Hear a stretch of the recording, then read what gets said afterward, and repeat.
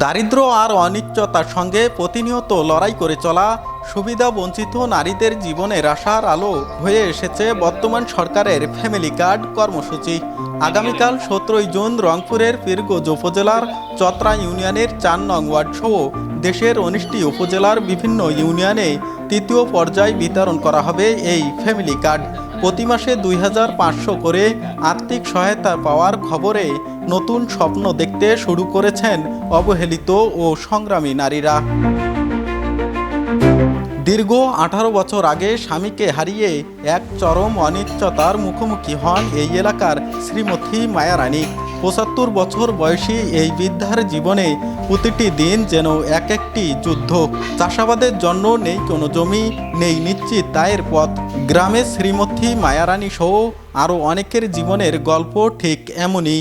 তবে ফ্যামিলি কার্ডের স্বস্তির হাসি ফুটেছে তাদের ঘরে ঘরে। মনে হচ্ছে যে স্বামী চেয়েও বড়, তাই আমাদের এই জীবনটা শান্তি দিবে। আই শেষকালে আসি এই টাকা দিয়ে করবো, যে মনে করো যে 4টি চাল কিনে খাবো, হয়তো 2টা বস্ত্র কিনে দেবো, হয়তো 2 টাকা জমা করবো।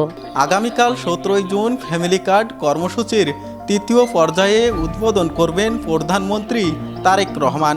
পীরগঞ্জ সহ দেশের বিভিন্ন এলাকায় সুবিধা বঞ্চিত পরিবার ও ক্ষুদ্র নৃগোষ্ঠীর নারীদের অগ্রাধিকার ভিত্তিতে এই কর্মসূচির আওতাভুক্ত করা হয়েছে।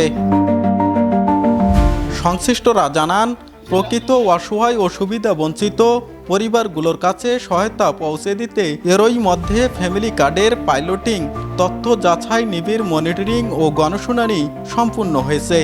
সরকারের নির্বাচনী প্রতিশ্রুতি শতভাগ স্বচ্ছতার সাথে বাস্তবায়নের লক্ষ্যেই কাজ করছেন তারা।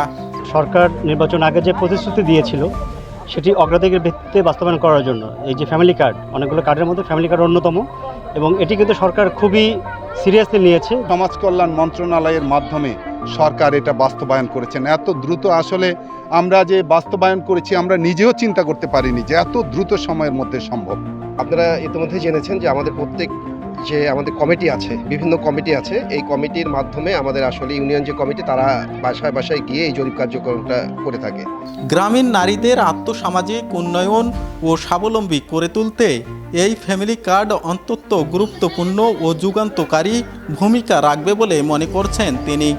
তাদের আর্থসামাজিক প্রেক্ষাপটে মাননীয় প্রধানমন্ত্রী যে ফ্যামিলি কার্ডের উদ্যোগ গ্রহণ করেছেন, নারী সমাজ এর দ্বারা কিছুটা হলেও উপকৃত হবে। মাসে 2500 টাকা একজন সংগ্রামী ও নিঃস্ব মায়ের কাছে এই অর্থ হতে পারে সন্তানের স্কুলের ফি, নিয়মিত ওষুধ কেনার টাকা কিংবা পরিবারের কয়েকদিনের নিশ্চিত খাবারের যোগান।